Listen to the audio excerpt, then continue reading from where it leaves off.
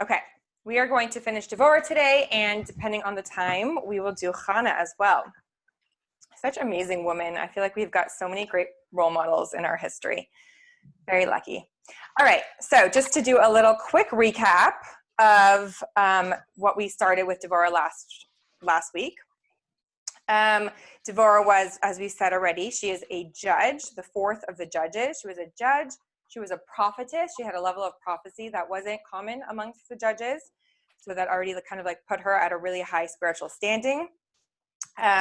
We spoke about her being considered the woman of Lapido, like the wife of Lapido, which what that told us about her was this very unique way that she married a very simple man, but saw his potential. And the way that she brought that out in him was by making wicks to donate to the Holy Temple, to the sanctuary, and sending him to bring the wicks to the sanctuary so that he would be around the holiness and the environment there and the people there, and in that way be influenced positively by them, which also tells us something else beautiful about her. And that she judged the people, and she rose up and kind of was a leader at a time when there wasn't a central leadership, and there was a lot of just kind of, we said, like tribal feelings amongst the Jews instead of this like one unified thing. And she kind of like rose up and was really there for them.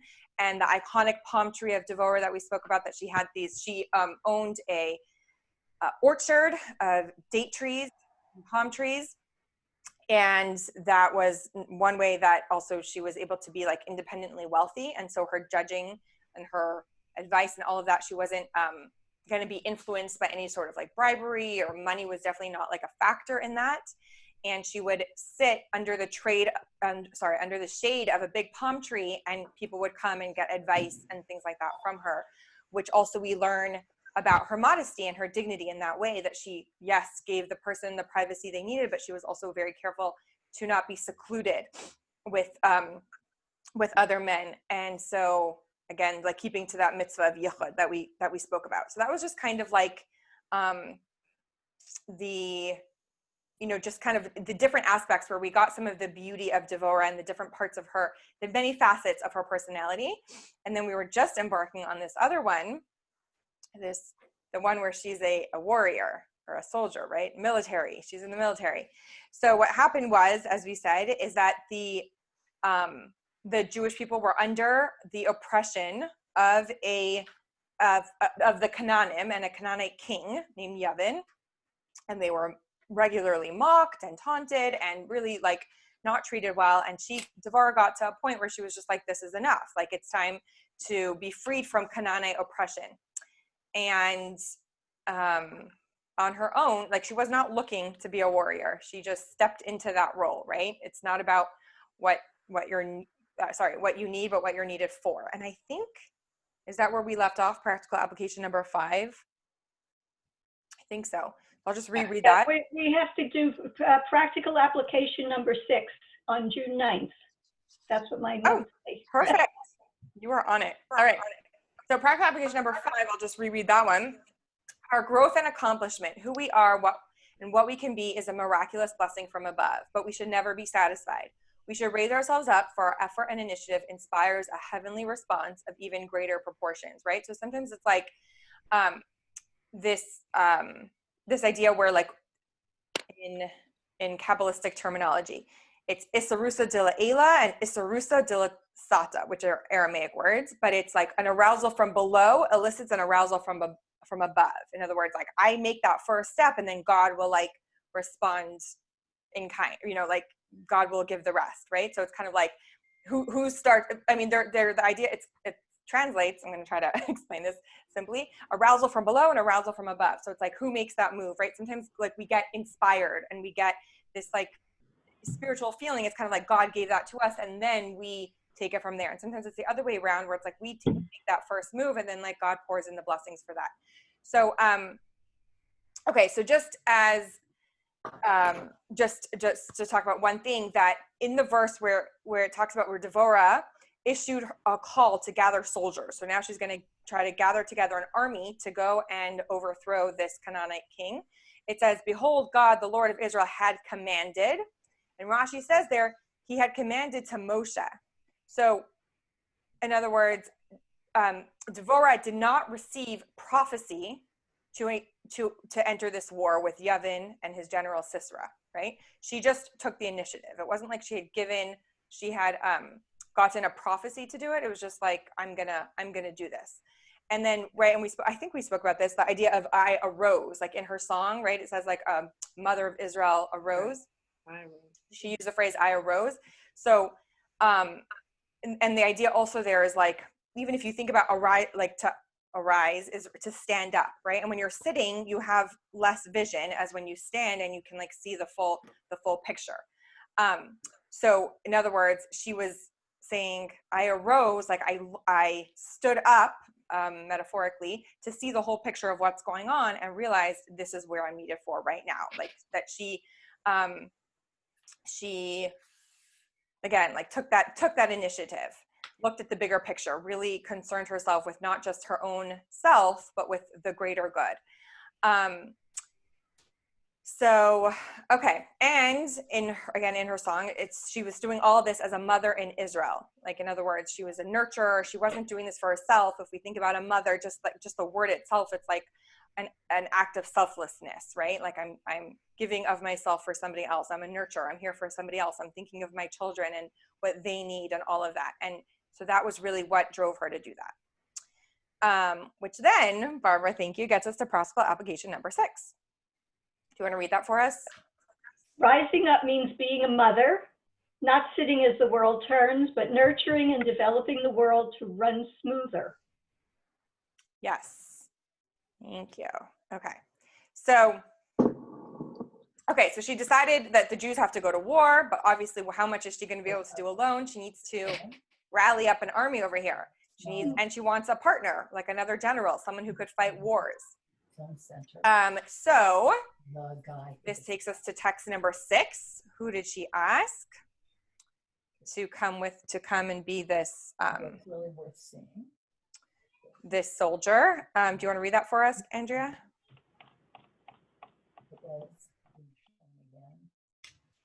I'm ignorant. Text 6. And she sent and called Barak, the son of Avinoam of Kadesh Naphtali, and said to him, Behold, God, the Lord of Israel, has commanded. Okay. So some commentaries actually tell us that Barak was none other than her husband, Lapido, that they were actually the same person. Barak means a shine or a flash. I thought it meant lightning. Yeah, exactly. Right? It's like lightning when we say the blessing for lightning. I think is that in the blessing for Osam Masa Gracious? That's for a rainbow. Anyone know the blessing on lightning and thunder? No. Oh my gosh, it totally just slipped my mind, but I think it's in there. Yeah, so it's lightning, exactly. So it's like a shine or a flash. So like the idea of like this burning flame. So some commentaries say that, other commentaries say it's not the same person. So just letting you know that it's possible it was her husband, it's possible it wasn't. But she wanted him, Barak, whether that was her husband or not, to emerge as a leader, right? So we said that like as her role over here as like a mother and a nurturer, she also again saw potential in other people and wanted to raise them up to their heights. So whether this was her husband or somebody else who she saw, like, I want them to have this role because this is going to be like kind of like what they're destined for, what they're great for. Dina, excuse me, may I go back to practical application number 6? Please. A comment, a question. Not everybody has the honor and privilege of becoming a mother. Yeah.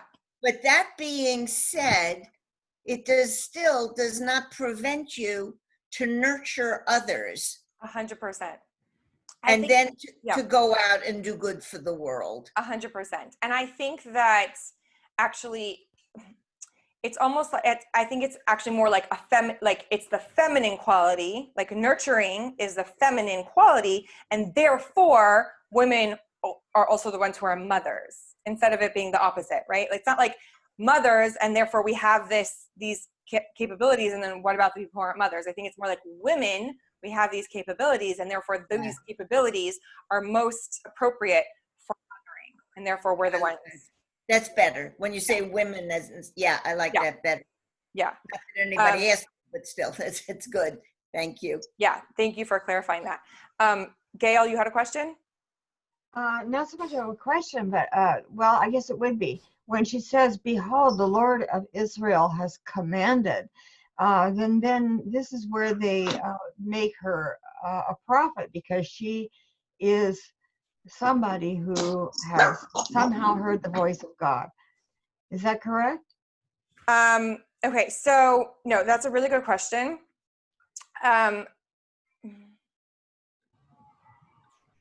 Okay, okay, so what it's saying here is, I believe, so she didn't, there was a difference. There's a difference between prophecy and God directly speaking to you. I know that doesn't sound right. Hold on, let me see if I can find the right words for this.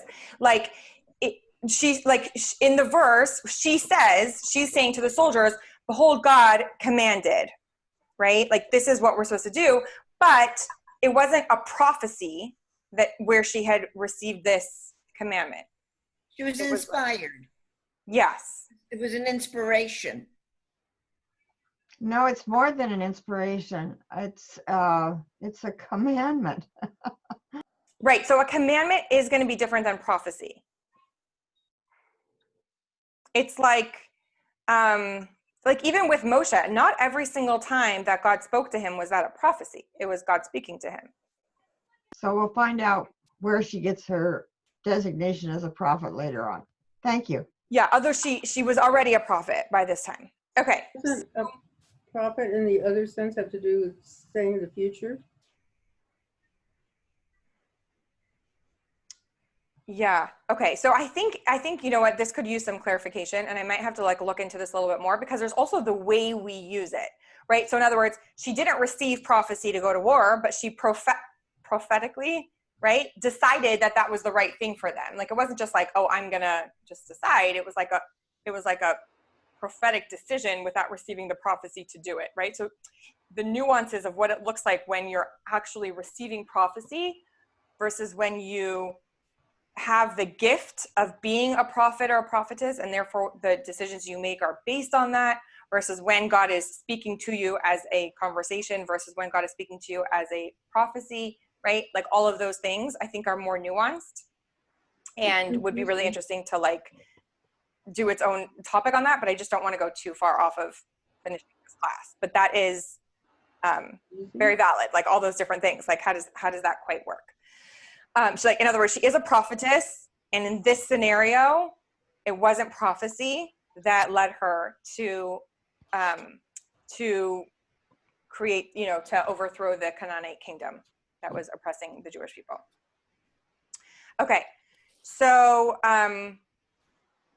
so back to Devorah going to Barak and saying, "Can you, be the general and help lead us in this?" And she saw that he was the right person for it, but he was also hesitant because Sisera, who was the general of Yavin, the king of Canaan, was very powerful, and they would definitely need some divine intervention in order to win this war. And he wasn't sure, like, am I really worthy of this? And so his answer to her, we see, and so this is in Shoftim again, chapter 4, and now we're in text 8. So in text 6, she tells him about like coming up and taking on this challenge. And then he answers her and he says in text 7, "If you will go with me, I will go. But if you do not go with me, I will not go." So I think that's, I personally find that very powerful. Devorah absolutely agreed. She was not concerned with her safety at all, but she was a little bit disappointed in Barak, because she said to him, "The path on which you have chosen will not be for your glory, for the Lord shall sell Sisera into the hand of a woman." In other words, I think it's kind of interesting here. Like, if you would have had more self-confidence in yourself, like, because I see this in you and you're the right person for this, then you would have been attributed with the victory here. But because not, it's going to end up being attributed to a woman, and we're going to see who that is and what that is very soon. So in other words, she's saying, if I'm going to go and do this with you, then I'm going to end up getting the credit for the, they're going to see this as my war instead of your war or whatever, she wanted him to lead and he deferred to her, which I think, again, we can kind of take away so many different pieces and parts of this. Any of you guys have thoughts on just that exchange right there?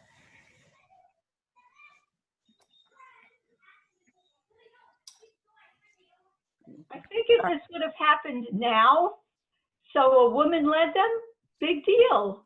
Yeah. We can do that. Right. But back then, women were chattel. And so it was sort of insulting to him, to Barak, that if you go by yourself, you'll get the credit. But if you make me go, I'll get the credit. You think that was insulting to him? Absolutely, because of the times. That's so interesting. But he was the one who asked her. He could have gone himself. He was like, like almost like, I don't see in me what you see in me.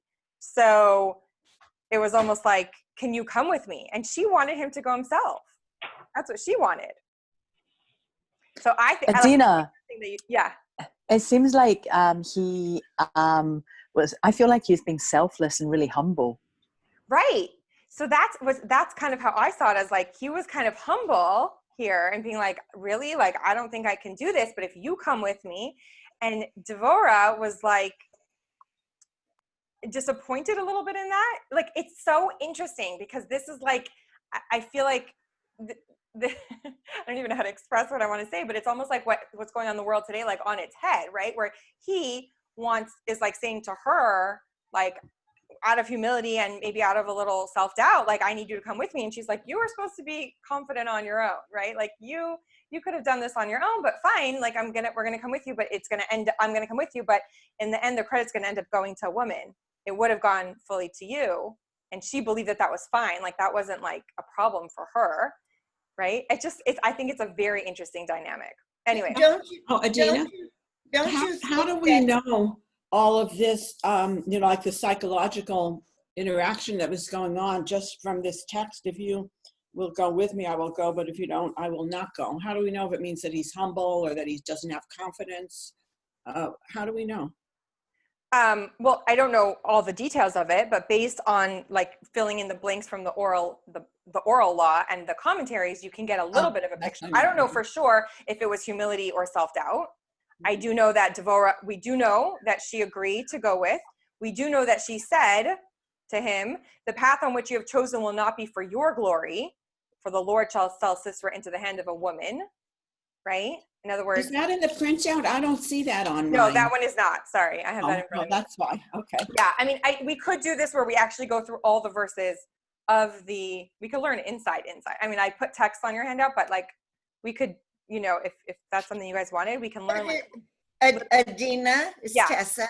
It had to go that way because the prophecy was that Sisera would be delivered into the hand of a woman. Right. So no matter what Barak says, somehow or another, God's going to arrange it that Deborah will be there. Right. Right. So it's like, we're trying to second guess. Was he humble? Was he afraid? It doesn't really matter. Right. But you can also do that with anything then. Like, obviously the way things go is the way God had it destined to go. Right. That's what I like. Not everybody likes that line of thought, but there's in the books, The Lord of the Rings. I don't know if it's not Jewish reading. I'll put it that way. No, I know it's very famous. I haven't read it, but yeah, okay. Okay. There, in one of the movies or in the book, the bad guy says to the fellow who he thinks is a man in armor, he says, "You can't kill me. It's prophesied I'll only be killed by a woman." And she lifts up the visor, and he goes like, "Oh." So this reminds me of that. It's the prophecy. It's already been established that Sisera will be killed at the hand of a woman. Right. But so the question is, was that established before Barak even said, if you'll go with me, I will go, but if you do not go with me, I will not go? Or because he was going to like either have humility or self-doubt, whatever it was, maybe a mixture of both, who knows, then it was like, okay, then Sisera is going to be delivered into the hands of a woman. right? This is Gail, and he was delivered by a woman, Yeah, but it wasn't Devorah. It right. was Heather. Right. Yeah, so we're going to get up to that. Judith, you know. Yeah, so we're going to get up to that. Okay, so Barak prepares for war. He tries to rally the Jews up, but it's not easy because if you remember, there was like not so much of a feeling of nationalism amongst them. And if you remember also that Sisera had 900, we read this in text 5, 900 iron chariots and a huge army, right? So we're talking about not this unified feeling amongst the Jewish people and up against a really, really, really strong enemy. Okay, so text number 8. Let's see. Sandy, do you want to read that for us? Okay. And Barak called Zebulun and Naphtali to Kadesh, and he went up with 10,000 men at his feet, and Devorah went up with him. Right. Okay, so even from that verse, we could see that like she still gave him like the lead, right? She was kind of like at the back of it. She took a back seat.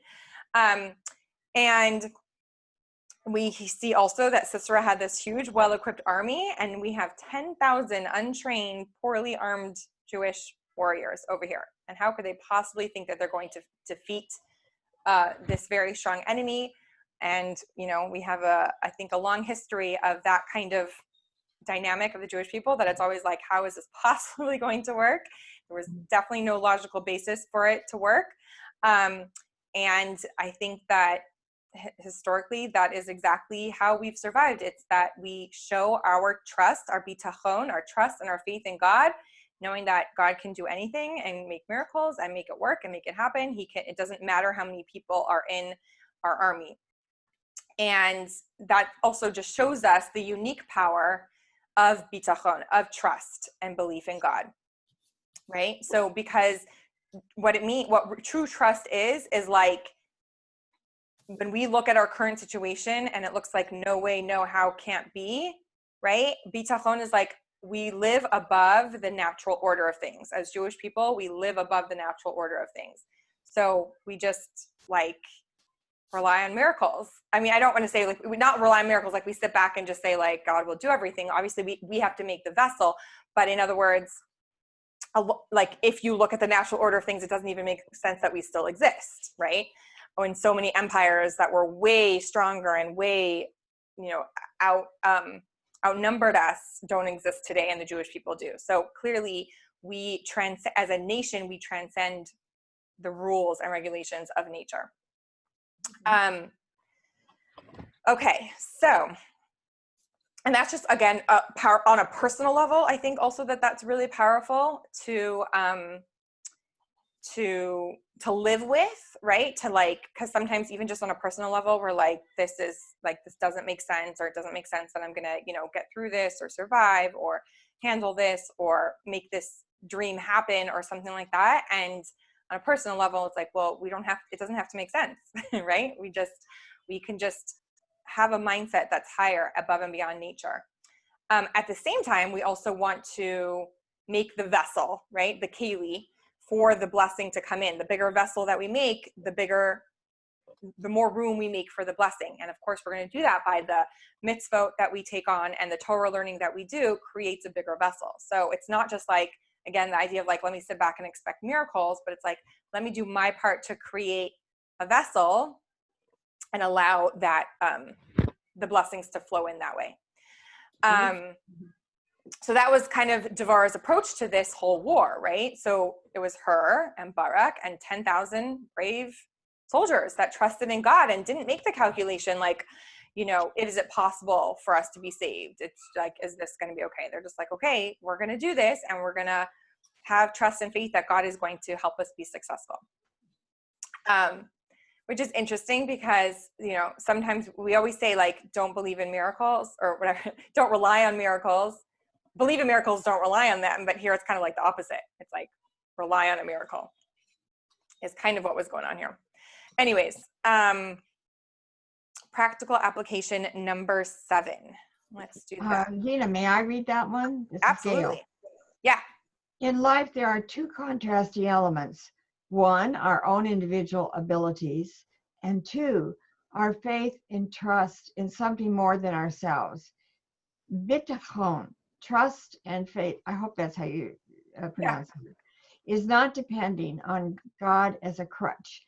Bitachon is trusting in our innate godly spark, knowing that no matter what the odds seem to be, we can transcend nature and turn the ordinary into the extraordinary. Faith in God is the most empowering thing, inspiring us to act even when the whole world says a situation is hopeless. Yes. Thank you. So, okay. So now like so this makeshift army, right? So in text number 8, we mentioned that Barak called Naphtali and Zevulun and Devorah, Barak, and their soldiers. They had whatever they were armed with, along with their trust and their faith. And Devorah, obviously we know they're going to be victorious. And Devorah has like this song of victory that that she sings, and she talks in it also about like the spiritual merits of the Jewish people, like as like stacking one on top of the other, instead of just like how we are right now. It's like, let's take all our spiritual merits in history. Even like now, it's like the idea of how sometimes people ask, like, how could it be that now is the era right before the redemption, that Mashiach is going to come now? Like, you know, we look at our past where there was like miracles and huge sages and, you know, huge, just a very different kind of, I don't know, vibe amongst the Jewish people and levels of prophecy and all of that. And the answer is like, we're midgets standing on giant shoulders, right? Like, it's not like because of just our own work, but it's like, we stand on all of our ancestors and everything that came before us.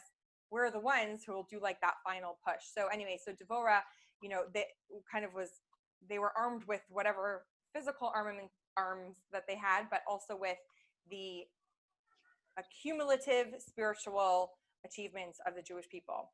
And that was kind of like what they were relying on. And of course, this was thanks to Devorah. And what's really interesting, sorry, was someone going to say something? No? Okay, so this, it's really interesting that the choice of the tribes, Zevulun and Naphtali, right, were the ones that the army consisted of, on a simple reason, on a simple level. The reason for these tribes, it's very obvious, because they were the ones who their land was closest to the battlefield, like where all the portions of land were. So that's like on a simple level. But there was something much deeper about it. These tribes had the heritage, the history of supporting Torah and enabling its study. Like if we know Zevulun and Naphtali as brothers, like they were, they had this like, sorry, not Zevulun and Naphtali, Zevulun and Yisachar had this like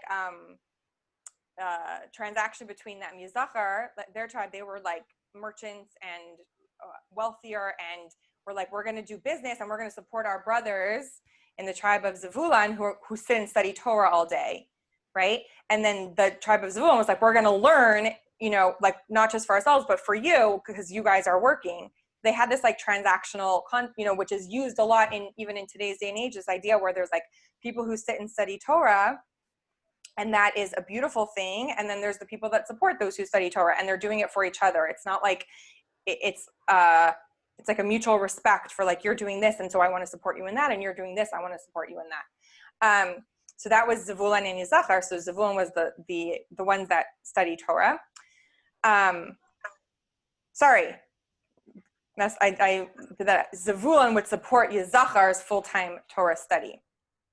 Sorry, these are the supporters of Torah study. So Yisachar was the one who sat and studied, and Zevulun supported them. So they were the ones in the war. And Naphtali was known to have sustained his father Yaakov, giving him all his physical needs and really letting Yaakov devote himself to his spiritual pursuit. So these were both tribes that were known for their support of Torah study.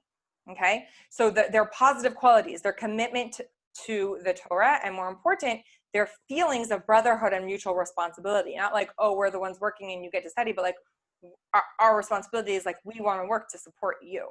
So anyway, so Zevulun and Naphtali, they were the ones who promoted Torah study of other, but not just like of other people primarily.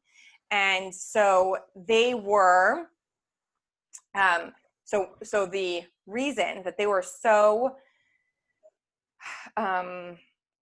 that they were the right ones for the war is because the idea is that they were already committed to something higher than themselves. They already had that measure of selflessness and commitment to a larger purpose, right? Like, we're going to work hard to support these people. So again, it's like, we're going to go into this war to help the Jewish people as a whole.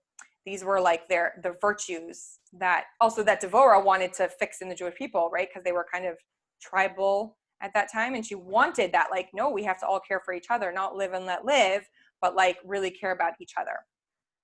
Okay, so this is, I think, also just an interesting thing to keep in mind, that as Jewish people, there's always like the physical ammunition and the spiritual ammunition, and we always take both into account, right? It's not just about ever preparing ourselves on a physical level for something. There's always the spiritual preparation here. Actually, interestingly, the acronym for Shabbat candles, right? So Nerot Shabbat Kodesh, like candles for the holy Shabbos, right? Is Neshek, Nun Shin Kuf. Neshek in Hebrew means weapons. So the Rebbe would often talk about how like lighting Shabbat candles for women and girls is our spiritual weapon. It is the way that we, so like the way that we fight wars, so to speak, right? But on a spiritual level. And I think that, I don't know exactly when the Rebbe started the Neshek campaign, the candle lighting campaign. I know for sure that the Tefillin campaign, it might have been around the same time. For the 1967 war, that's when the Rebbe started the Tefillin campaign. Like, we're going to go around and put Tefillin on all over the world, any Jew, the soldiers, like, this is like our spiritual protection. It might have been the same time that he did the candle lighting campaign. So it's kind of like, these are our spiritual weapons, right? So we don't want to just get ready on a physical level for whatever's going on, but we have to protect ourselves by taking on a spiritual thing. So I love that like Neshek means weapon. Okay. So anyways, the army was made up primarily of Zevulun and Naphtali, but there were many tribes that, there were other people from other tribes that came also. It wasn't only them, but it was primarily them. And Devorah, also in her song, she praises all the tribes that responded to this call for arms. So text number 9, I believe this is from her song. Yeah, this is where she praises them in her song. Do you want to read that for us, Ria? Praise you, the Lord, for the avenging of Israel, when the people willingly offered themselves. My heart goes out toward the rulers of Israel, who offered themselves willingly among the people. Bless you, the Lord, out of Ephraim was there a root of them against Amalek after you, Binyamin, with your tribes. From Machir came down leaders, of Zebulun those who handle the marshal's staff, and the princes of Yissachar were with Devorah, Yissachar, and also Barak. Into the valley they rushed forth at his feet. Zebulun was a people who risked their lives to the death, and Naphtali likewise on the high places of the field. Thank you. So, like, we even just see here, right, because she is giving credit to other tribes that came, that her mission to create more of a national identity and bring the Jewish people back together as one unit instead of this like tribal identity was successful, because there were multiple tribes that like they kind of all came together here, besides for just Zebulun and Naphtali. Even though obviously they were the majority and she gives them the most credit. Okay. So so this is also, I believe in her song in text number 10, where yes, she was very generous of praising those who listened, but she also was vocally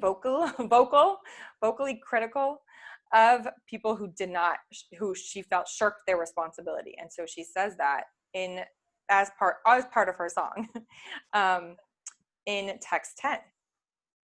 Let's see. Do you want to read that for us, Adrienne? Sure. In the divisions of Reuben, great were the resolves. When did you sit among the sheepfolds? Oh, why did you sit among the sheepfolds? To hear the bleating of the flocks? For the divisions of Reuben, there were great searchings of heart. Gilead dwells beyond the Jordan. And why did Dan remain by the ships? Asher continued on the seashore and abode by his bays. Thank you. So she clearly addressed, right, the indifference or the self-servingness of Reuven, of Gad, of Dan, of Asher, right? The tribes that just, didn't didn't participate. Okay. So then we did text 11. Oh no, we're up to text 11. Okay, so now we have the description of the battle and the war beginning. We're going to go back to that. And this is in text 11. We have this description of battle, of what happened there. Do you want to read that for us, Naomi?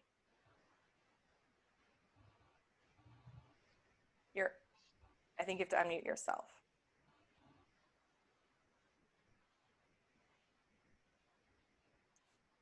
Bottom left, there should be like a mute. Well, depends what device you're on. Or you could just press the space bar if you're on a computer and it unmutes you.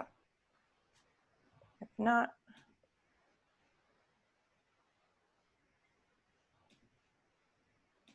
Can't hear.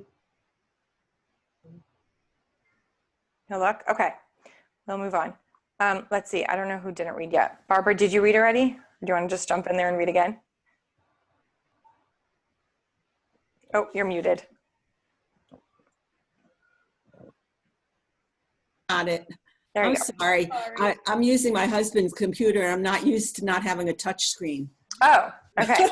Okay, so I'm touching and nothing's happening. Okay, so, and they told Sisera that Barak, the son of Avinoam, had gone up to Mount Tabor. And Sisera gathered together all his chariots, 900 chariots of iron, and all the people who were with him from Haroshet HaGoyim to the river of Kishon. And Devorah said to Barak, "Arise, for this is the day in which the Lord has delivered Sisera into your hand. Has not the Lord gone out before you?" So Barak went down from Mount Tabor, and 10,000 men after him. And the Lord confounded Sisera and all his chariots and all his army with the edge of the sword before Barak, so that Sisera alighted down from his chariot and after the army to Haroshet Goyim, and all the army of Sisera fell upon the edge of the sword, and there was not a man left. Yeah, so very powerful. Only Sisera escaped. Every single person did not. And Devorah's prophecy was fulfilled despite all those odds. Like Sisera's army was overcome. And it was this confusion that was generated from heaven, like we said before, that caused the warriors to flee. So clearly there was like this divine intervention. But the victory didn't end there, because now Sisera, who is the general, is the one who's out and about. And so what's going to happen with him? And how is that defeat going to go on? So text 12, and Sisera fled away on foot to the tent of Yael, the wife of Hever the Kenite, for there was peace between Yavin, the king of Chazor, and the house of Hever the Kenite. Okay, so, did I put this on your handout? Let me just check. Okay, yeah. So now, remember we said before that the defeat was going to be, the war was going to get credited to a woman. Who was the woman? It was not Devorah, as Gail said before. It was Yael, the wife of Hever the Kenite. So if we go 6 verses back in text 13, Shoftim 4:11, it says, "Now Hever the Kenite, who was the descendant of Chovav, who was father-in-law of Moshe." So Moshe, we commonly know him as Yisro or Jethro, but he had 7 names, and one of them was Chovav. So this Hever the Kenite was a descendant of Yisro, Moshe's father-in-law. He separated himself from the Canaanites, and he pitched his tent near the Elon Betzanayim, which is by Kadesh. So it seems like if we, again, the way I structure this class is different than giving you the entire chapter Hebrew, English, side by side, or whatever it is, which we could do if that interests you more than this setup. But in the narrative, like when we go 6 verses back, the verse is very, like, it seems very out of place. It's wedged between descriptions of every side's preparation for war, and then it like tells us this. So the question is, who was Chever the Canaanite? Why did his group separate from the Canaanites? Why is it significant? Why is it mentioned here? Like, it's very strange that this verse is just like stuck in there. And the fact that that we're saying Chever, who is he? He's a descendant of Chovav, who's Yisro, who's Moshe's father-in-law, right? Like, where does all of that apply? What does that matter? Okay, so to really understand that, we have to go back a little bit even more. So after the Exodus from Egypt, the Jewish people left Egypt. And I guess that's why I felt out of all the women that this one would kind of fit the most into the time that we did now, because we did Miriam and Devorah from Egypt, and we did Ruth for Shavuot, right? So this kind of connects because it's a continuation of Devorah down into the line of Judges. But anyways, shortly after the whole Exodus from Egypt, the miracles, the splitting of the sea, all of that, the Egyptian army drowned in the sea. So then word got out of like all these miracles, everything that's going on. And many people were actually very, very scared of the Jewish people and like their God, like, whoa, what's going on over here? And it was, so actually because of that, it was, instead of it being like, wow, these people are amazing, or we want to get to know them, or we want to know who they are, it was more like, whoa, there's something about these people, let's take a step back. But Yisro was the one who decided, like, who came out and like really what he did really changed the course of history, because he journeyed to the Jewish people, to the Israelite camp, to observe them, to study them close up. He gave Moses a lot of advice. He decided, I'm going to be part of these people. And he came with the Jewish people in the desert and was part of the Jewish people. He was a big advisor for Moshe, for his own son-in-law. So anyways, so, okay. And about that, the advisor, like once he was with them, he saw what was going on. He was watching that Moshe had like this huge workload. He was the worried father-in-law, worried about his son-in-law, seeing that Moses was like all day long having to teach Torah and, answer all the questions that came up and every halachic problem, and every time, like just doing it all alone. And he realized like it's much better to set up a system to ease his son-in-law's burden. And he gave advice, and it's recorded in the Torah that he explained to Moses how to set up like a system where it's like, you teach these people and they teach these people and they teach these people, right? So you have like a pyramid or a hierarchy, so that Moses doesn't have to answer everything. He could answer the things that the people who he trained under him don't know. Anyways, clearly we see from Yisro that he was a man of action, very similar to Devorah. He didn't remain passive. He saw something, he heard something, he took action on it. He had a sense of personal responsibility, also similar to Devorah, all of that. So now, understanding that that's like the personality of Yisro, and these things, certain traits get passed down into your descendants. He has this descendant that we're hearing about now, Chever the Canaanite, right? Who, it says, he traveled to the north in the area that was more populated by the Jewish people, and he took up lodging near Kadesh. So that's what brings us to this story now, because Kadesh, is in the vicinity of the battle, right? This is like where the battle is taking place, and it was from his household that the salvation for the Jewish people come. Because what happened here? Sisera is on the run, right? Everyone else was miraculously killed in war, and Sisera is the one general kind of left on the run. And he didn't just stumble into Chever's house. He went there. He went there because there's a text that says in this parak, in this chapter, it says there was peace between Yavin, the king of Chazor, and the house of Chever, the Canaanite. So he had zero reason to suspect that this was going to be his ending, or that he would be betrayed, right? Because the Canaanites were under Yavin, the king of Canaan, and he just felt like we have mutual understanding and respect for each other. They were good subjects. They would pay their taxes. They had a good relationship with everyone. They did what, they weren't a threat. So text 14. Does anyone else want to read? I will.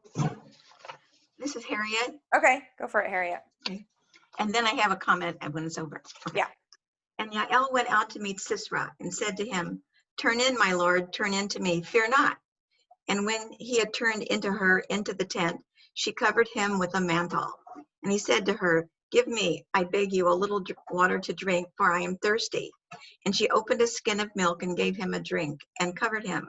Again he said to her, "Stand in the door of the tent, and it shall be when any man comes and inquires of you and says, 'Is there any man here?' that you shall say no." Then Yael, Heber's wife, took a peg of the tent and took a hammer in her hand and went softly to him and struck the peg into his temples and fastened it into the ground, for he was fast asleep and he died. And behold, as Barak pursued Sisera, Yael came out to meet him and said to him, "Come, I will show you the man whom you seek." And when he came into her tent, behold, Sisera lay dead and the peg was in his temples. My comment is that when COVID-19 is over and you guys want to go back to the Legion of Honor Museum, in one of the big rooms, there is a big piece of furniture that originally was in the Hearst Castle. And it's made out of really heavy ebony, very hard to, and one of the women mentioned in it, there is Judith and there's also Yael with a tent peg in her hand in the sculpture. So I want to call your attention to that, because unless you're looking, you go, "Oh, that's nice," but you stop and look, and they've chosen a lot of things from the Hebrew Bible to illustrate, and that's when, like Yael, and I guess that's why it's a very not popular but very not uncommon name among Israelis especially. Yeah, it is. It's a very common name. Yeah. Yeah, so this is a very unexpected turn of events, maybe a little gruesome for you to read, I don't know. Right, but we see here that the same way that Yisro had this like determination to kind of, for the path he took, so Chaver's ancestor, and he was Chaver's ancestor, rise to the occasion, take the action. I think we see that as a theme with Devorah also. So Yael here also sensed her responsibility and took the initiative over here. And so she is the woman whom our sages actually say about her, that she is a woman who acts fittingly. If you look at text 15 in Midrash, the Midrash, it says Yael was a woman who acted fittingly. Who can be considered a woman who acts fittingly? A woman who does the will of her husband. So now we have to explain that. This is very famous in Hebrew. Ezahu isha keshera, like from kosher, proper. So who is a woman who is keshera, kosher, right? Proper, fitting. And then it says osa ritzon baila, one who does the will of her husband. So of course, all the feminists read this, including myself, read this on Talmud and think like, what do you mean? We're fitting because we're just like docile, like, oh, do what your husband says. But we're actually going to explain what this really means, something super, super duper powerful. Right? This seems like it could be a very, very chauvinistic comment, as if like our job is to be subservient to the whim of our husbands or whatever. What are your thoughts on that before I jump into mine?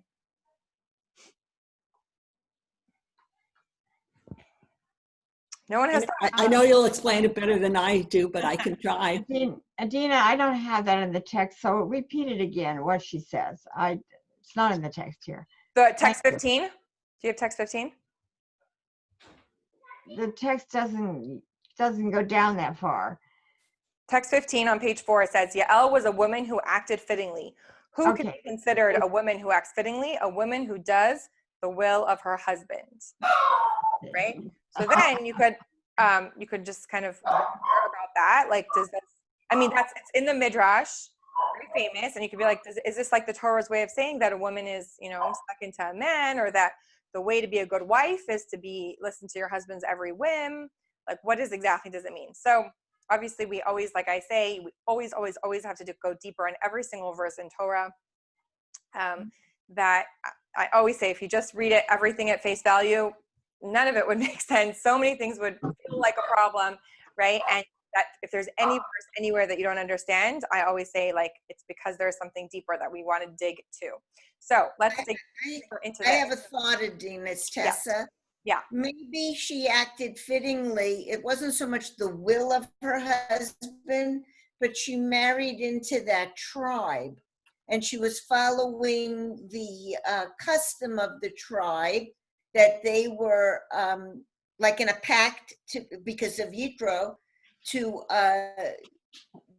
deal kindly with the Jewish people. Mm-hmm. And so she was politically speaking, following the will of her husband. Not that he told her to do it, but she accepted the mantle, so to speak, of being politically in tune with the tribe she married into. Right, but you're referring to just Yael. But if we look at the verse, the first line says Yael was a woman who acted fittingly. Yeah. And then it says, who could be considered a woman who acts fittingly? A woman who does the will of her husband. In other words, what you're saying could make 100% sense for Yael, but then we get into the generics, right? But I think even generically, when you marry into a family, we all bring our own customs with us into a marriage, into any relationship. And I think to make things run smoothly, so there's a give and take, a push and pull. Mm-hmm. And sometimes, even if it's not what you might do yourself to keep peace in the family, and I think we have all done it, to keep peace in the family and for Shalom Bayit, you acquiesce a little bit. So to me, I don't see it as a weakness. I actually see it as a strength. Yeah. To somebody who can compromise. Yeah. The truth that, you're right. I kind of drummed it up a little to be more like, I don't either read, especially because I always approach a verse as like, if you approach things from the perspective of like, oh, I'm for sure second class, right? Then you're going to just interpret everything that way. I don't approach anything in Torah that way because I know 100% that I'm not. And so anytime there's this interesting verse, I'm like, what does that mean? So you're right, like 100%. So let's just go into this with like, what would this mean on a deeper level, right? So can I explain my understanding of it? Yeah. Okay, my understanding that I learned what it has to do with the Hebrew word to do and to make, oseh, the same word, so it can be translated as the woman makes the will of her husband. Exactly. Which is very different from doing the will. Exactly. That's 100% correct. So there's a lot, I think, that gets lost in the translation from Hebrew to English. There are words in Hebrew that literally do not have a good English translation. There is, so we use like a bunch of them to try to put it all together, right? Like well, this is Yiddish, not Hebrew, but like Hamish, right? We say cozy, we say like, it's like cozy and intimate, but like Hamish, it just doesn't have a good, word. And so much gets lost in translation, and it's the exact same thing here, right? So in Hebrew, it says, Ezehu Isha Kashera, who is a kosher woman, a proper, a fitting woman. Osa Ratzon Baila. So osa can be when you do something, but it's when you make something also. So it's really in this context, our sages are actually highlighting a woman's ability to create the will of other people, to initiate the will of other people, right? Kind of like Rachel to Rabbi Akiva. She osa Ratzon Baila. She created his will to be one where he wanted to go and study and learn.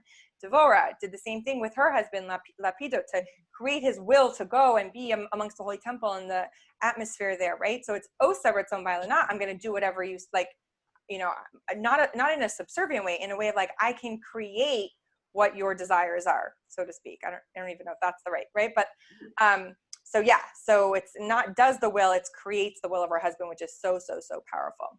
And I think, if I'm remembering it right, that Maimonides gave that explanation. I don't know. Yeah. That's a great, I'm not sure which commentary says that, but that is the meaning here. Okay, so we kind of see both Devorah and Yael doing that also as well. And both of them sharing this attribute of caring for the concern of other people, rising to the occasion, having, a huge, strong sense of responsibility. And yeah, and because of this, Yael is regarded very, very highly. She's like, and has an exalted position amongst the matriarchs. There's a lot of references to her in that way. She kind of, because of this, really became referred to many times as like the one of the holy mothers of the Jewish nation. Like she was referred to as that. Okay. So that is who this war is attributed to. And besides, this is interesting that Devorah also talks about Sisera's mother in her song. Someone who is the opposite of these values and the antithesis of all these ideals that we value as Jewish women. And she describes this drama that took place in the home of Sisera before, so in anticipation of the victory. So this is text 16. The mother of Sisera looked out through the window, cried through the lattice, "Why is his chariot so long in coming? Why do the hoofbeats of his chariots tarry?" Her wise ladies answered her, she even answered herself, "Have they not found booty? Have they not divided the plunder? To every man a maiden or two, to Sisera a booty of diverse colors, a plunder of many colored needlework, dyed double work garments for the necks of those who take the plunder." So kind of like his mother is waiting to see her victorious son, but really caring also about, like, where's all the booty and all the stuff that we're going to get from this, and all the, like a very opposite of like rise to the occasion, take responsibility, help those in need, versus like, what am I getting? What am I getting? What am I getting? So the other issue is the idea of taking women as booty. Yeah. I mean, she's a woman, but it's okay for her son to take women and just bring them back as plunder. And it's a really good example of how not to behave. Yes. And even how she says, to every man a maiden or two, like, but to Sisera, he gets like the booty, like lots and lots, right? So there's a lot of, arrogance and entitlement in that thing. And so Devorah criticizes that in her song as well. So her song is kind of diverse, interesting how it's not just like a song of like all the positivity and all this, right? Kind of like she calls out the tribes that weren't ready to sacrifice, to put themselves on the line here. She talks about the difference in these values and all of that. So I just think it's really fascinating about Devorah. And so in closing, I put that on your handout. Let's see. Is there anyone who would like to jump in and read that?